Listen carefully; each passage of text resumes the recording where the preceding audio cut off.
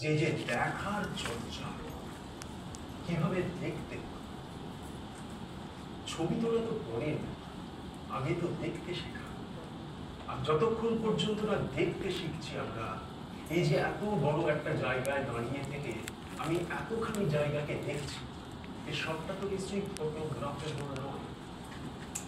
এই যে নির্বাচন করা, কোনটুকুকে ফটোগ্রাফ করা যেতে পারে, এই বোধটাকে তৈরি করার জন্য কিছু প্রস্তুতির ব্যাপার থাকে।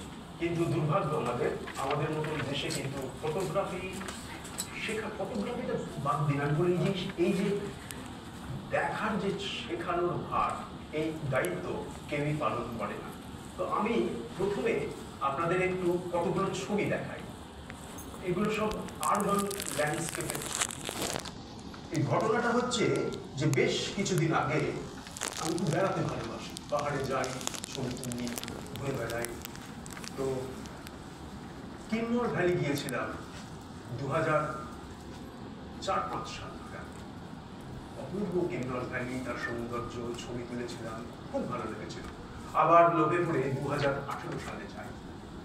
ততদিনে উন্নয়নের নামে জায়গাটা আমূল বদলে গেছে। আমি দেখলাম পাহাড় ফুটো করে টানেল তৈরি হয়েছে। আমি দেখলাম চতুর্দিকে বিদ্যুতের বন্দোবস্ত হয়েছে, যেটা কাম্য, যেটা ডিজায়ারেবল। ওখানকার মানুষ নিশ্চয়ই সারা জীবন অন্ধকারে থাকবে না।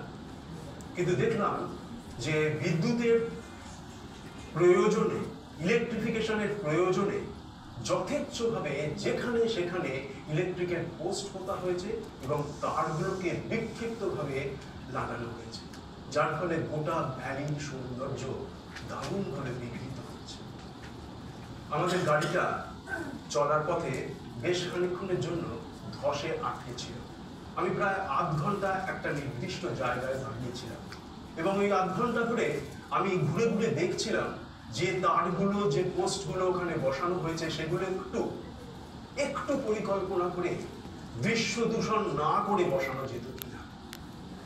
আমার বারবার মনে হচ্ছিল যে যারা পলিসি মেকার, যারা সিদ্ধান্ত গ্রহণের পেছনে থাকেন, রাজনৈতিক নেতারা বা ধরুন আইএএস বা আমাদের এখানে ডব্লিউবিসিএস অফিসাররা বা ধরুন অন্যান্য মন্ত্রীরা বা বড় বড় আমলারা, এদের সকলের যদি একটা প্রাথমিক ভিজুয়াল ট্রেনিং থাকতো চাকরির শর্ত হিসাবে, তাহলে আমাদের মতন দেশটা এত দৃশ্য দূষণে ভুগত না।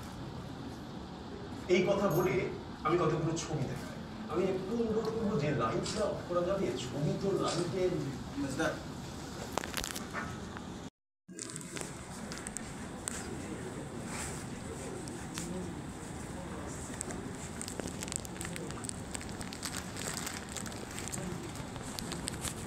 এইসব ইলেকট্রিফিকেশনের প্রয়োজন আমরা অস্বীকার করছি না, কিন্তু এই ধরনের কনস্ট্রাকশন নদীর গতিপথ বন্ধ করে দিয়ে এবং এই ধরনের তারের বিক্ষিপ্ত উপস্থিতি একটা যে কোনো ভ্যালির সৌন্দর্যকে কিন্তু বিঘ্নিত করে। কি হচ্ছে অসুবিধা হচ্ছে?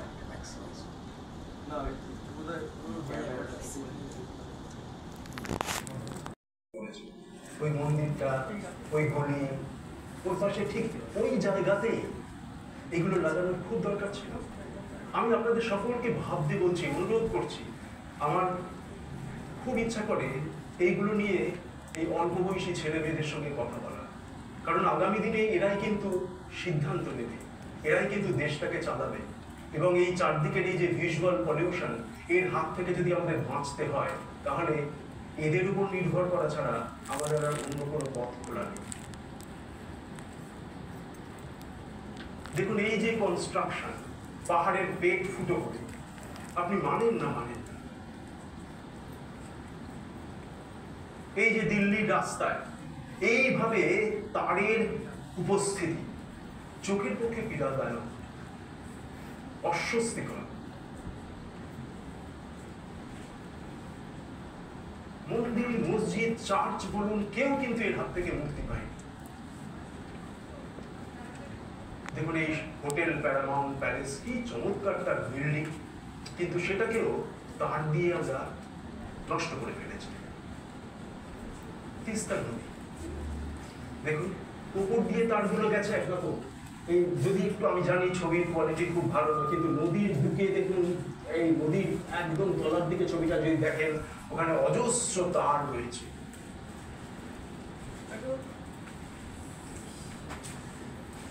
এ তো শুধুমাত্র দিল্লি নয় বা অন্য কলকাতা শহর নয়, আমার পাড়া, আমি যে খলিশানি অঞ্চলে বাস করি সেই অঞ্চলেও এই জিনিস দেখতে পাবেন। কিন্তু এইবার আমি আসল জায়গায় আসি, এটা কিন্তু বিদেশের ছবি, এটা কিন্তু এই দেশের কোনো জায়গার নয়। দেখুন, ওরা তার লাগিয়েছে, তার ব্যবহার করেছে, কিন্তু তার মধ্যে একটা সৌন্দর্য বোধ আছে। আসলে দেশটাকে ভালোবাসতে হয়, জায়গাটাকে ভালোবাসতে হয়, কাজটাকে ভালোবাসতে হয়, না হলে এইভাবে তার লাগানোর ইচ্ছে বা উদ্যম কোনোটাই পাওয়া যায় না। তার তো প্রয়োজনীয়, আমরা তো জানি ইলেকট্রিফিকেশন দরকার, পাহাড়ের মানুষগুলো চিরকাল বিদ্যুৎহীন থাকবে, এই সভ্য দেশে সেটা তো কখনো কাম্য নয়। এই যে আমরা তার বদলে পাশাপাশি দুটো ছবি, আমরা তার বদলে এইরকম ফুটে দিয়েছি। এখন আমি প্রথমে বলছিলাম যে আমাদের তো কোনো ট্রেনিং নেই, কোনো শেখার সুযোগ নেই, ছোটবেলা থেকে কিছু পড়ার কোনো রকম সুযোগ নেই, কি করে দেখতে হয় সে ব্যাপারে কারোর কোনো ধ্যান ধারণা নেই, কোনো সুযোগ নেই, কোনো রকম সুযোগ করে দেওয়া হয় না। এখন আমি দু একটা জিনিস একটুখানি বলি। এটা একটা ছোট্ট পাওয়ার পয়েন্ট আমি করে নিয়ে এসেছি। এখন এখানে আসলে দেখার ব্যাপারটা ঠিক কিভাবে হয়, এই বুঝি যে যদি কথা না বলো না ভালো লাগবে, তার কারণ কোনো অসুবিধা হলে কেউ বাইরে চলে যেতে পারবে। দেখা যাচ্ছে না, একটু বড় করতে হবে নাকি?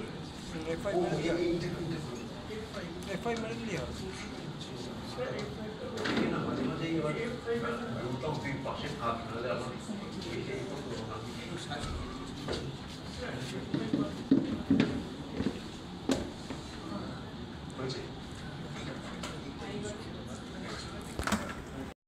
দেখার একটা ছোট্ট থিওরি বলুন বা যাই বলুন তাই, যে আমরা যখন হাঁটি রাস্তা দিয়ে যে কোনো জায়গায়, তখন মোটামুটি ধরুন সামনের দিকে, উপরের দিকে, উপরের দিকটায়, নিচের দিকটায়, ডান দিকে, বাঁ দিকে ওই 70 ডিগ্রি অঞ্চলকে মোটামুটি দেখতে পাই। এটা হচ্ছে একদম প্রতিষ্ঠিত সত্য। মূলত এই ধরনেরই হয়, কারোর ক্ষেত্রে এটা বেশি হতে পারে, কারোর ক্ষেত্রে একটু সামান্য কম হতে পারে। এখন এইটা সাংঘাতিক রকমের কমে যায় যখন ধরুন যিনি এই খলিশানি কলেজে পড়েন, প্রতিদিন চন্দননগর স্টেশনে নেমে খলিশানি কলেজে হেঁটে আসেন, তার ক্ষেত্রে যেহেতু তিনি হাঁটার সময় সবই তো দেখা, আর নতুন তো কিছু নেই, অতএব তিনি যেভাবে হাঁটেন তখন আর 70 ডিগ্রি তিনি দেখতে পান না। তার ক্ষেত্রে যেটা হয়, থিওরি অনুযায়ী ওটাকে বলে টানেল ভিশন, মানে একটা ছোট্ট টানেলের মধ্যে দিয়ে ট্রেন যখন যায়, এখানেও ওই দেখাটা সীমাবদ্ধ হয় অল্প একটু রিজিয়নের মধ্যে, একটু অঞ্চলে। তাহলে সাধারণত মানুষ দেখতে পায় 70 ডিগ্রি, বাঁ দিকে, ডান দিকে, উপরে, নিচে, কিন্তু পরিচিত পথে হাঁটতে গেলে সবই তো দেখা হয়ে গেছে, এই ধারণার বশবর্তী হয়ে আমরা ওই টানেল ভিশনের মধ্যে পড়ে যাই। তার ফলে আমাদের দেখার জায়গাটা খুব কমে যায়। কিন্তু এখন তাহলে করবো কি আমরা? আমাদের লক্ষ্য থাকা উচিত ওই একটা, আবার থিওরির কথা, পেরিফেরাল ভিশনের কথা বলা হয়। পেরিফেরাল ভিশন মানে একেবারে প্রান্ত দেশ পর্যন্ত দেখার চোখ যদি আমাদের থাকতো, তাহলে আমরা বেশ ভালো করে দেখতে পারতাম। পেরিফেরাল ভিশন মানে কি, যে 180 degree from side to side. 70 degree সাধারণত দেখা হয় নর্মাল ভিশন, টানেল ভিশন হচ্ছে ছোট্ট 10-20 ডিগ্রি, আর পেরিফেরাল ভিশন যেটা কাম্য সেটা আবার 180 এর আবার বিপদ আছে। বেশি দেখলে কিন্তু গুলিয়ে ফেলার কৌশল, বেশি দেখলে তার মধ্যে থেকে কোন জায়গাটা নির্বাচন করব সেটা কিন্তু খুব কঠিন। কিন্তু এই পেরিফেরাল ভিশনের ব্যাপারটা না সমস্ত শিল্পীদের এবং খেলোয়াড়দের কাছে অত্যন্ত গুরুত্বপূর্ণ। আমরা সবাই আর্জেন্টিনার বিশ্ববিখ্যাত খেলোয়াড় মেসির কথা শুনি। মেসি সম্পর্কে বলা হয় যে তুমি যখন বল নিয়ে ছোটে তার পেরিফেরাল ভিশনটা নাকি সামনে, মানে সামনের দিকে পুরো মাঠটাকে সে দেখে। এই পেরিফেরাল ভিশন সাংঘাতিক থাকার ফলে কে কোন দিক থেকে ছুটছে তার বল নেওয়ার জন্য তার নিজের দলে সেটাকে সে ধরতে পারে এবং সেই অনুযায়ী সে বল পাস করে দেয়। তো আমরা তাহলে জানলাম যে ভিশন 3 রকমের, একটা নর্মাল ভিশন, একটা টানেল ভিশন, একটা পেরিফেরাল ভিশন। এখন এই পেরিফেরাল ভিশন বা পেরিফেরাল ভিশন তো একটু আয়ত্ত করা সম্ভব। আমাদের চেষ্টা করা উচিত কি যে ওই আমরা যে 70 ডিগ্রি দেখি নর্মালি সেইটাকে যদি একটু বাড়ানো যায় তার চেষ্টা। তখন তার চেষ্টা করার জন্য কি করা যেতে পারে একটু ভেবে নিই। দেখুন বিদেশেগুলো এই চর্চাগুলো, এবং এগুলো কিন্তু আমাদের বড় ছেলে মেয়েদের জন্য নয়, আমি বলবো একদম স্কুল লেভেল থেকে শিক্ষার যে পদ্ধতি চালু আছে সেখানে যদি এইগুলো একটু ভাবনা চিন্তা করা হয় যে আর্ট গ্যালারিতে নিয়মিত ছেলে মেয়েদের প্রাইমারি স্টেজ থেকে নিয়ে যাওয়া, প্রাইমারি স্টেজ একদম ছোটবেলায়। আমি আমার বাড়ির ঠিক দোরগোড়া একটা ছোট্ট স্কুল আছে ক্লাস 5 পর্যন্ত, সেটার একটু পলিসি মেকিং এর মধ্যে আমি এই রিটায়ার করার পর ঢুকেছি। তো আমি খুব উৎসাহ নিয়ে বাচ্চাদেরকে পাঠিয়েছিলাম দিদিমণিদের সহ এই চন্দননগরে একটা এক্সিবিশন হচ্ছিল অবনীন্দ্রনাথের ছবি। দিদিমণি সহ ক্লাস 5-এর 15টা বাচ্চা গিয়েছিল। আমি বলেছিলাম হাতে একটা নোটবুক থাকবে আর একটা পেন, আর তোমরা লিখবে যে কোনো দুটো ছবি, তোমার কোন দুটো ছবি ভালো লেগেছে, ছবিগুলোয় কি আছে আর কেন। বিশ্বাস করবেন না, আমি একটু বানিয়ে নিয়েছিলাম। ছেলেরা যা বলেছে ওরা লিখতে পায় না বলে মনে হয় না, আমরা ওদের দেখার সুযোগ পাই। অদ্ভুত ধরনের প্রশ্ন তারা করেছে, অদ্ভুত ধরনের কথা বলেছে। আমি বিস্মিত হয়েছি, আমি অবাক হয়েছি। আমার বারবার মনে হচ্ছে যে এই চর্চা যদি আমরা আরম্ভ না করি তাহলে আমাদের কিন্তু ক্ষতি হবে। আসলে কি জানেন তো, যে ফটোগ্রাফি বলুন, পেন্টিং বলুন, বিদেশে না এটাকে একটা টেক্সট বলে ধরা হয়।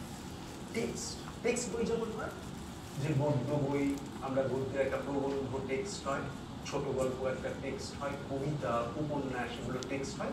এগুলো পড়ার সময় আমরা কি করি, আমরা গভীর মনোযোগ দিয়ে সেগুলোকে খুঁটিয়ে পড়ি। ফটোগ্রাফিও তাই, পেইন্টিংও তাই, খুঁটিয়ে পড়ার চর্চা করার জায়গা। আমি ছেলেমেয়েগুলোকে শুধু এইটাই বলেছিলাম, দেখ এর প্রতিটি সেন্টিমিটার অঞ্চলে কোথায় কি আছে এগুলো খুঁটিয়ে দেখ, একটু আনন্দ পান, কি আছে দেখ কি হয়। তোরা দেখেছিল। এখন এই ছাত্রদের যদি প্রাইমারি লেভেলে প্রজেক্ট এবং অ্যাসাইনমেন্ট দেওয়া হয় সিইং এর উপর, দেখার উপর, আমরা দিচ্ছি কিন্তু আমাদের এই ছোট্ট স্কুল। আমি বলছি যে তুমি বাড়ির চারপাশে কি কি ফুল গাছ আছে আমাদের লিখে নিয়ে এসো। প্রজেক্ট এবং অ্যাসাইনমেন্টে পড়াশোনা নয়, আনন্দ করে সে দেখুক চারপাশটাকে, শিখুক দেখতে কি কি ফুল গাছ আছে। আমি বলছি যে তোমার ক্লাসরুমটাকে ডিটেইলে ডেসক্রাইব করো, সেটা হচ্ছে ভূগোলের অ্যাসাইনমেন্ট। ক্লাসরুমটাকে ডিটেইলে ডেসক্রাইব করো, কোথায় কি রয়েছে, কোথায় মাকড়সার জাল রয়েছে, কোথায় একটা ড্যাম্প লেগে রয়েছে, কোথায় একটু রংটা খসে পড়েছে, প্লাস্টার ফেটে গেছে, সেটা সেগুলো লিখছে। আসলে আমি মনে করি এই সমস্ত প্রসেসে কিন্তু কি করে জানেন তো, ওদেরকে না আরো মনোযোগী হতে শেখায়। আমি বলি যে ছোট্ট থেকে রিল দেখে, 15 সেকেন্ডের রিল দেখে যে প্রজন্ম বড় হচ্ছে, তাদের একটা অ্যাটেনশন ডিসঅর্ডারের সম্ভাবনা দেখা দিচ্ছে। এগুলো কিন্তু আমার কথা নয়, এগুলো হচ্ছে যারা চাইল্ড স্পেশালিস্ট নামি তারা বলছে যে বাচ্চা ভীষণ রকমের সাংঘাতিক রকমের অ্যাটেনশন ডিসঅর্ডারে ভুগছে। তার কারণ হচ্ছে 15 সেকেন্ডে বেশি অ্যাটেনশন ধরে রাখতে পারে না, ও তো শেখেনি। 15 সেকেন্ড অনুযায়ী রিলগুলো 15 সেকেন্ড পর রিলটা পাল্টে যায়। এক বিপদ। এই মুহূর্তে এই ভিজুয়াল আর্ট কিন্তু মানুষের অ্যাটেনশন ফিরিয়ে দেওয়ার একটা মুখ্য অস্ত্র হতে পারে বলে আমার ধারণা। আপনি বিশ্বাস করতে পারেন না, কিন্তু আমি দীর্ঘ 41 বছর ধরে লেখাপড়ার সঙ্গে এবং পড়ানোর সঙ্গে যুক্ত। এবং এই প্রফেসর রানাকে বলছিলাম, ঠিক ওই পোস্ট প্যান্ডেমিকের পর যখন কলেজগুলো খুলল, আমার ছাত্ররা এসে বলছে, আমি ইংরেজি পড়াতাম, বলছে আর টেক্সট পড়তে পারছি না স্যার, কিছুতেই মন দিতে পারছি না, কিছুতেই কনসেন্ট্রেট করতে পারছি না। বললাম লিটারেচার পড়বি, টেক্সট ছাড়া তো হয় না বাবা, টেক্সট পড়তে হবে। কিছুতেই স্যার পারছি না, কেঁদে ফেলছে সে ছেলে কিন্তু পড়তে চায়, কিন্তু কিছুতেই আর পারছে না। এই এখন যখন ছবি দেখবি, বাচ্চাদেরকে একটু বলতে হবে যে what do you think is happening in the image. আমি শুধু বলেছিলাম ওদেরকে অবনীন্দ্রনাথের ঠাকুরের যে দুটো ছবি নির্বাচন করবি, শুধু আমাকে বলতে হবে ওই ছবি দুটোতে কি ঘটছিল, কি হচ্ছিল। আর কি বলেছিলাম? আর বলেছিলাম যে যদি তোমাকে সুযোগ দেওয়া হয় ওই ছবিটাকে পাল্টে দেওয়ার জন্য, তুমি কি যোগ করবে বা কি ভাববে। আমার উদ্দেশ্য কিছু না, আমার কোনো ফর্মাল ট্রেনিং নেই, কিন্তু আমি শুধু ওকে বলছিলাম, বাধ্য করছিলাম ভাবতে, দৃশ্যবস্তু নিয়ে গভীরভাবে ভাবতে, গভীরভাবে তাকে যুক্ত করতে ওই দৃশ্যবস্তুর মধ্যে। তো এই যে হ্যাবিট, ইন্টারপ্রিটিং এন ইমেজ, একটা ইমেজকে ব্যাখ্যা করার এই যে অভ্যাস শব্দ দিয়ে, এটা আমার মনে হয় যে মানুষের দেখার ক্ষমতাকে বৃদ্ধি করতে পারে। এখন কি জানেন, দেখার একটা সায়েন্স আছে, সেটা হচ্ছে কি চোখ কিভাবে দেখে জানেন তো? আমরা কিভাবে দেখি, আমরা সবাই এইভাবে দেখি, কিন্তু এটা কিন্তু প্রতিষ্ঠিত বৈজ্ঞানিক সত্য। আমি ছোট্ট ছোট্ট করে লিখে নিয়ে এসেছি। চোখ কিভাবে দেখে? চোখ না ওই একটা ছোট ছোট অঙ্ক, এই যে গোটা জায়গাটা ছোট ছোট টুকরো টুকরো, অজস্র টুকরো টুকরো করে সে দেখছে। হ্যাঁ, শার্পলি চোখ কিন্তু একসঙ্গে টানা ফ্রেমটা দেখতে পারে না। আর চোখ কি করে, একটা থেকে আরেকটায় ছুটে বেড়ায়, ফ্রেমের মধ্যে না চোখটা ছুটে ছুটে বেড়ায়, এদিকে চলে যাচ্ছে ওদিকে চলে যাচ্ছে। এখন এর ফলে যিনি ছবি তুলছেন বা যিনি পেইন্টিং করছেন, তিনি বলেন মহাভাবে, তিনি তো চান তার ছবিটা খুব যত্ন করে মানুষগুলো দেখুন, কিন্তু চোখের ধর্ম অনুযায়ী চোখ একবার দেখতে শুরু করে, একবার এদিকে যাচ্ছে, একবার ওদিকে যাচ্ছে, একবার সেদিকে চলে যাচ্ছে। কিন্তু কিভাবে তাহলে চোখকে কি করে চোখকে আমি যেভাবে ছবিটা তুলেছি সেইভাবে দেখা, তারও কিন্তু বিজ্ঞান আছে, বুঝলেন? এর জন্য কি করতে হবে, যে আপনার সামনে 3-4টে জিনিস আছে, আপনি সেগুলো নিয়ে একটা ছবি, তাহলে সেটাকে কি করতে হবে, খুব মিনিংফুলি অ্যারেঞ্জ করতে হবে, জানলে, যাতে 3টে এলিমেন্টের মধ্যে একটা পরস্পরের মধ্যে একটা সম্পর্ক স্থাপন। Arrangement, meaningful arrangement of elements, অর্থপূর্ণভাবে বিভিন্ন জিনিসগুলোকে একটু সাজানো। এটাকে করলেই কি হবে, যে চোখটা আমি যেভাবে চাইছি ফটোগ্রাফার হিসাবে সেইভাবে ছবিতে ঘুরে বেড়াবে। এখন বিদেশে না এই ভিজুয়াল আর্ট নিয়ে প্রচুর কাজ হয়, ওদের ওখানে শেখাচ্ছে কি বলুন তো, ওদের এখন বলছে যে এগুলো সমস্ত পৃথিবীর নাম করা স্কুল কলেজ যেখানে ভিজুয়ালের চর্চা হয়, ছবি নিয়ে কাজ হয়, স্কুল কলেজগুলোতে বাচ্চাদের শেখানো হয়, সেখানকার কথা বলছে যে একটা সিনেমা বাচ্চাটার খুব ভালো লাগে, তাকে আবার দেখতে পারো সেই সিনেমাটা, দেখার পর 5টা পারো, 6টা পারো, 10টা পারো, 12টা পারো ছবি দিয়ে ওই সিনেমাটার গল্প। আর কি বলছে, বলছে যে তোমার প্রিয় যে উপন্যাস, সেই উপন্যাসটা আবার পড়ে 5টা বা 10টা ছবি দিয়ে সে গল্প। আর কি বলছে, বলছে তোমার প্রিয় গানটা শোনো, শুনে ওই 8টা বা 10টা ছবি দিয়ে গানটা কর। এখন এই জিনিস তো আমাদের এখানে হবে না। আমি শুধু জানালাম যে ওরা কিভাবে চর্চাগুলো করছে। আর কি বলছে, সবাই তো খুব বিব্রত বোধ করে, কি ছবি তুলবো বুঝতে পারছি না। ম্যাডাম আপনি বলছিলেন কি ছবি তুলবো বুঝতে পারছি না। ওরা বলছে এই কথা, এই 3টে কথা একদম বেসিক। বলছে photograph someone doing something to someone else.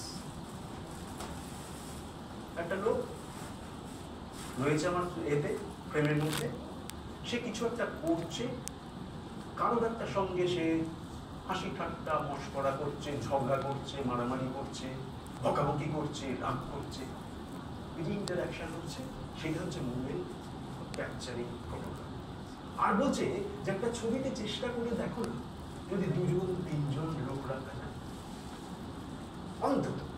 আর কি বলছে, আর একটা কথা যেটা বলছি, এই ছবি যদি তুলতে শিখতে চাও বাবু, প্রথম কাজটা হচ্ছে মাঠে অপরিচিত ব্যক্তিদের ছবি। কারণ তার জন্য তো একটু সাহস লাগে, একটু শেখেই থাকি আমরা। সাধারণত ক্যামেরাটা বার করে প্রথম বার করার সময় আমরা সবাই কিন্তু একটু নড়বড়ে থাকি, তারপরে কিন্তু বুঝতে আবার ভুলে যাই। তাহলে এই 3টে হচ্ছে কি বেসিক প্রিন্সিপালস। যে কোনো নাম করা ফটোগ্রাফার এবং পৃথিবীর বিখ্যাত যে ওয়েবসাইটগুলো আছে সেখানে এই কথাগুলো বলা হচ্ছে।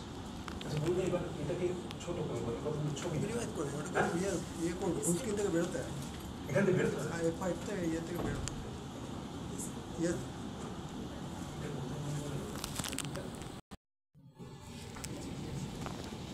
এইবার না ছবি দেখানোর আগে আমি শুধু দেখাই ডায়ান আরবাস বলে এক মহিলার ছবি। এর ছবি খুব একটা, ইনি খুব একটা পরিচিত নন। এর ছবিগুলো কিরকম জানেন দেখুন, এই ছবিটা খুব বিখ্যাত।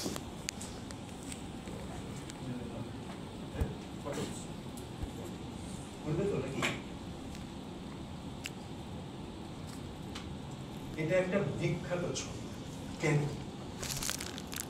বিখ্যাত? এটা বলছে নাম হচ্ছে আইডেন্টিক্যাল টুইনস। আইডেন্টিক্যাল মানে একরকম দেখতে জন্য। আচ্ছা ছবিটা খুব ভালো, আমি দুঃখিত যে এত দূর থেকে হয়তো ভালো করে দেখা যাবে না, কিন্তু যদি ছবিটা ফুটিয়ে দেখার সুযোগ হয়, কখনো ইন্টারনেটে বাড়িতে যদি একবার খুলে দেখেন আইডেন্টিক্যাল টুইনস ডায়ান আরবাসকে সার্চ করে দেখবেন, এই আইডেন্টিক্যাল টুইনসের মধ্যে যত না রিজেমব্লেন্সেস আছে তার চেয়ে ডিফারেন্সেস বেশি হয়েছে। মজাটা হচ্ছে আসলে খুঁটিয়ে দেখার ডিমান্ড করে কি, যে আইডেন্টিটির এই যে জায়গাগুলো সেগুলো এস্টাবলিশ খুব। ওই যদি তাকিয়ে দেখেন দেখবেন পায়ের যে ওই যে মোজাগুলো দুটোর নকশা আলাদা। এদের মধ্যে আমার ডান দিকের মেয়েটি একটু হাসছে, এদিকের মেয়েটির মুখটা একটুখানি স্যাড, একটু যেন দুঃখ দুঃখ ভরা মুখ। একজনের হাতের আঙুলগুলো এরকম খোলা, চুলের স্টাইলের মধ্যে সামান্য ডিফারেন্স রয়েছে। এমনকি যদি ভালো করে খেয়াল করে দেখেন এই যে ফোল্ডগুলো জামা, সেখানেও কিন্তু তফাৎ রয়েছে। এগুলো কিছু নয়, এগুলো কেন বলছি, এই যে close reading of the image as a text, এই অভ্যেস ছাড়া কিন্তু কখনোই কারো পক্ষে ফটোগ্রাফি করা সম্ভব। ছবি দেখতে হবে, খুঁটিয়ে দেখতে হবে প্রতিটি সেন্টিমিটারে কি রয়েছে। কারণ এই যে একজন নাম করা ফটোগ্রাফার যখন এইরকম একটা ছবি তোলে, সেকে তাকে তাচ্ছিল্য করে বেরিয়ে যাওয়ার আমাদের পক্ষে সম্ভব। আমরা খুঁটিয়ে দেখি কি আছে, আমরা আবিষ্কার করি এখানে একেবারে আইডেন্টিক্যাল, একেবারে সাদৃশ্যের চেয়ে বৈসাদৃশ্য কিন্তু বেশি। তাহলে কেন আইডেন্টিক্যাল নাম দিল? ওইখানেই তো টুইস্ট, সেখানেই তো মজা করতে চাইছে শিল্পী ফটোগ্রাফার। আর একটা ছবি দেখানোর লোভ সামলাতে পারছি না, এরই আর একটা ছবি।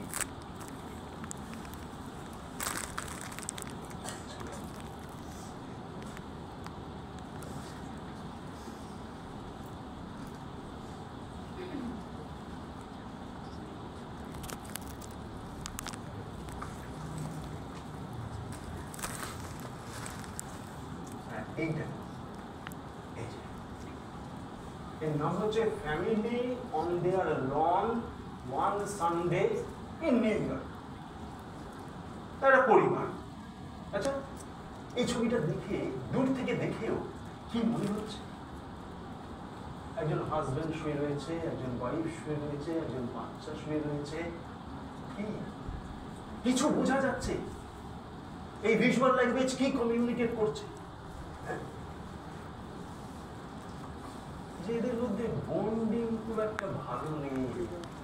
স্বামী স্ত্রীর মধ্যে সম্পর্কের ভেতরে একটা বড় গোল টেবিল এসে গেছে। বাচ্চাটা দেখুন পেছন ফিরে বাবা মার দিকে তাকিয়ে আছে, আর স্বামী বেচারা সে মুখটা ঢেকে বসে আছে। আর স্ত্রী যদি ভালো করে কাছ থেকে দেখার সুযোগ হয়, দেখবেন স্টিফ কিরকম, অস্বস্তি। আর family on their lawn one Sunday, মানে সানডে হচ্ছে কি পিরিয়ড অফ রিল্যাক্সেশন বিদেশে। সেই দিন এই অস্বস্তি কিসের? যে যেমনটা হওয়ার ছিল তেমনটা ঠিক নেই। এইরকম আমি শুধু আপনাদের বলি যেগুলো একটু ভাববে, যে চর্চা কোনো জিনিস না করলে সে ধরা দেয় না। আমি একটা বহুদিন আগে একটা ছোট্ট গল্প পড়েছিলাম, জানেন, হোলি ম্যান বলে। সেই হোলি ম্যান গল্পের শেষ দুটো লাইন ছিল কি জানেন? বলছে, if you love water, water loves you in return. যদি তুমি জলকে ভালোবাসো তাহলে জলও ভালোবাসো। যদি তুমি ফটোগ্রাফিকে ভালোবাসো, ফটোগ্রাফিও তোমাকে ভালোবাসো। আসলে কোনো জিনিস চর্চার প্রথম শর্ত হচ্ছে ভালো লাগা এবং ভালোবাসা, স্বতঃপ্রণোদিতভাবে এগিয়ে আসা, হাত ধরা। ধরলে একসময় সে তোমার হাতে ধরা পড়বে।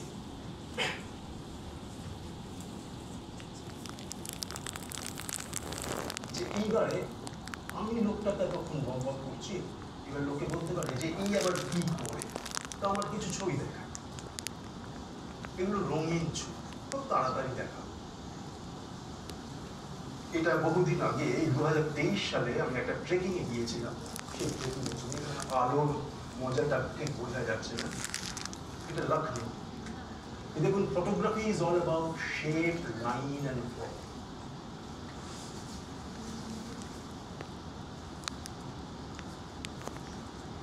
এই যে ফ্রেমটাকে ভর্তি, আমি অনেকক্ষণ ধরে অপেক্ষা করছিলাম, চাইছিলাম ঢেউটা ফুলে উঠুক, সেই সময় ছবিটা তুলবো। আমি চাইছিলাম বাড়তি একটা কিছু প্রাণবন্ত, প্রাণ আসুক ছবিতে। দেখুন, পাখিটা ঠিক উড়ে যে মুহূর্তে, আমি কিন্তু চুপ করে বসেছিলাম। Photographer is more like a Hunter, শিকারী। ওর পেতে সে বসে থাকে, সে পছন্দসই জায়গা নির্বাচন করে, চুপ, একদম সমস্ত সেটিং টেটিং রেডি করে চুপ করে বসেছিলাম। পাখিটা উড়ে এলো, ঢেউটাও একটু ফুলে উঠেছে জল। দেখলাম এদিকে সমস্ত জায়গাগুলো ভরাট হয়ে গেছে। দেখুন, এই প্রত্যেকটা অংশ ভরাট হয়ে গেছে। আমি দেখলাম এটাই হচ্ছে। তাই এই ছবিটা আবারও আমি এইখানে অপেক্ষা করছিলাম। আমি জানি এই যে লাইনটা চলে গেছে, ফটোগ্রাফিতে লাইন হচ্ছে অত্যন্ত গুরুত্বপূর্ণ জিনিস।